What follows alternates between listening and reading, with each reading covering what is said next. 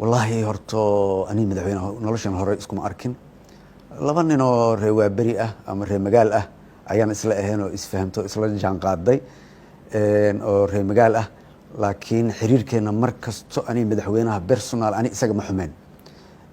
dad saddexaada xumeynaya xiriirka oo ahaa wax ani isaga aan isku qabsano oo isku fahmi weyna badanaa ma jirin, laakiin markaan kala tagno qolo saddexaad ayaa dad milkiilayaal ah.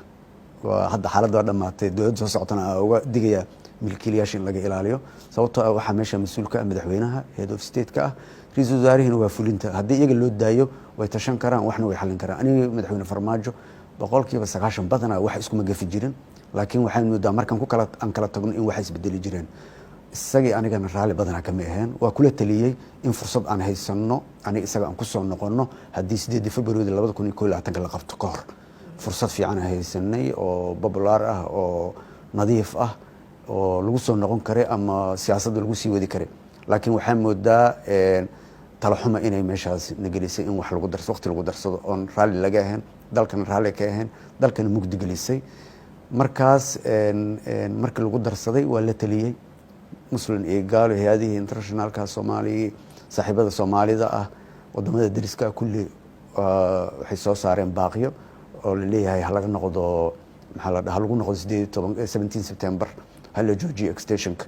waa la fariistay, markii uu ogolaadaba subaxii waa diiday madaxweynaha, laakiin markii saas la gaaray kadib aan go-aaniga waxaan qaatay aniga iyo rag kale inaan baashan ka hor imaano. dagaalkii haddana bilowday oo runtii caqabad ahaa in maxaa la yidhaahdaa magaaladii ciidankii qaranka Soomaaliyeed oo mushaarka annaga aan siinaynay ay kala jabaan oo la xakameyn waayo. kadibna aan go-aansanay in magaaladiina ay bilaabato qax oo la socotaa. madaxweynaha la weeraray, ka horna madaxweyneyaala la weeraray oo hotel Maa'ida, anoona raalli ka ahayn, weligeena raalli kama ahayn. tusaale ahaan markii habeenkaas tan hore aan u noqdo 19 February oo hotel Maa'ida markii la weerarayay, waxay kasoo horjeedeen waqtigii oo dhacay ayay kasoo horjeedeen. saa darteed oo ma jirin markaas extension ma jirin, laakiin Farmaajo madaxweyne Farmaajo waqtigiisa dhamaaday kasoo horjeedeen. waxaa la go-aansaday in la weeraro, aniga waa kasoo horjeeday. waxaa kamid ah waxyaabaha la yaab kale oo aan ku xusuusto in habeenkaas aan aniga madaxweynaha aan u tagay, ciidamada laakiin anigana lama joogaan, meel kale amar ka qaadanayeen.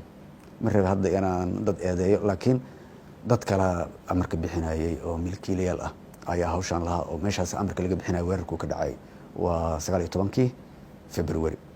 tii oo April oo 12 wixii ka dambeeyay bilaabatayna dagaalkii markuu bilowday waxaan aniga iyo laba dowlad goboleed oo saaxiibaday ahaa, Cali Guudlaawe oo Hirshabelle iyo Axmed Kaariye Qoorqoor oo ah madaxweyne Axmed Kaariye Qoorqoor oo ah Galmudug, ayaan ku tashanay inaan bahashan ka hor imaano. waqti waan ugu qaadatay saddexdeena saa isku fahmileen, laakiin markii dambe waa isfahmnay. kadibna go-aankaasaan soo saarnay oo aniga aan liid ka ahaa, iyagana ay muhiim u ahayd. taas ayaana magaalada kantay inay isbedesho.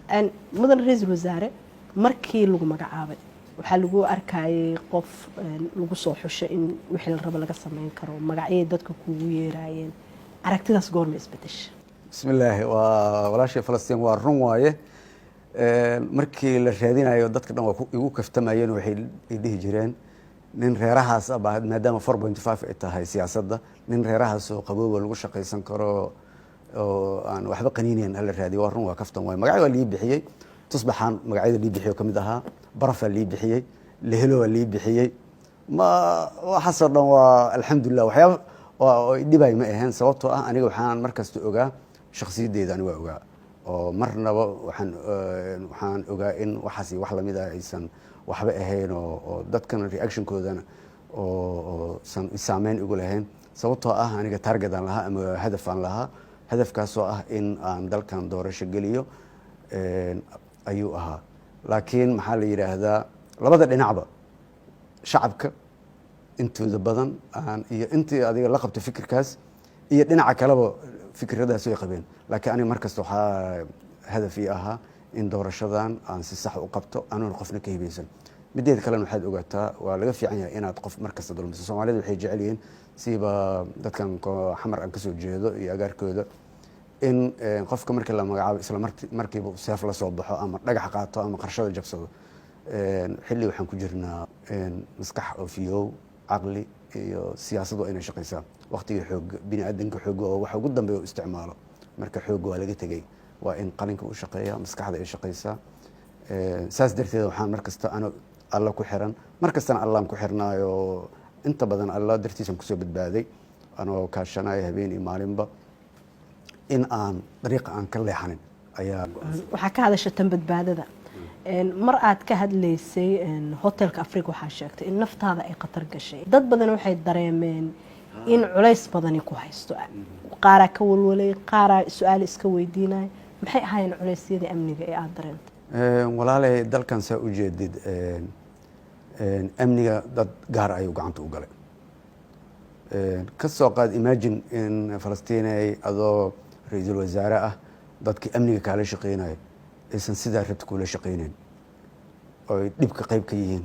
imagine waxaa habeenkaas iga hadalsiiyey wuxuu ahaa gabadhi ikraan ah oo la dilay oo aan ka hadlay oo aan derbiga soo taabtay.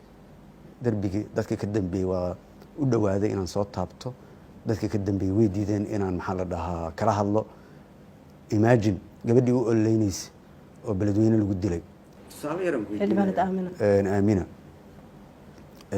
wax yar haddaan kuu sheego, Aamina dadka dilay waxaa la dhahaa gobollo kalaa laga keenay, beledweynea la keenay. beledweyne meelaha intii la keenaa qayb ka mid ah ayaa laga soo qaaday. ninkaas Aamina dilaya habeenkaas saacadda cishaha camal aheedan qiyaasayaa.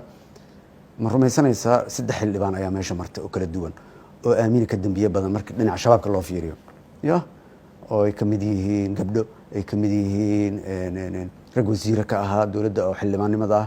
ninkii waxaa la ii sheegay markasta inuu soo istaagayay qofka soo maray Aamina miyaa inuu dhahay.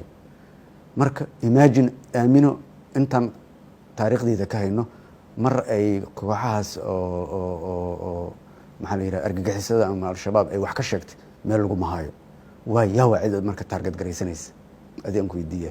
dadkii oo shabaabka ama argagixisada baabi'inayo la dagaalamayo kuwa meesha soo maray waayo oo xildhibaannimada raadinayo oo isla dariiqaas soo maray oo luku soo maray uma istaagin ninkii taarget uma uusan ahayn, laakiin gabadhan taarget ay u ahayd. marka waa garan kartaa iyo gabadhan waxay u soo taagneed kollaytaba. waxaa aaminsan tahay inaanay shabaab dilin oo dad kale ka dambeeyay? gabadhan kuwii ikraan dilaa ka dambeeyay. maalinna ilaahay wuu ka soo saaraya subxaana wa tacaala. haddii dowladdan tahay iyo haddii dowladda ku xigta tahayba maalin way ka soo baxaysaa. waa kaas taasaan aaminsanahay.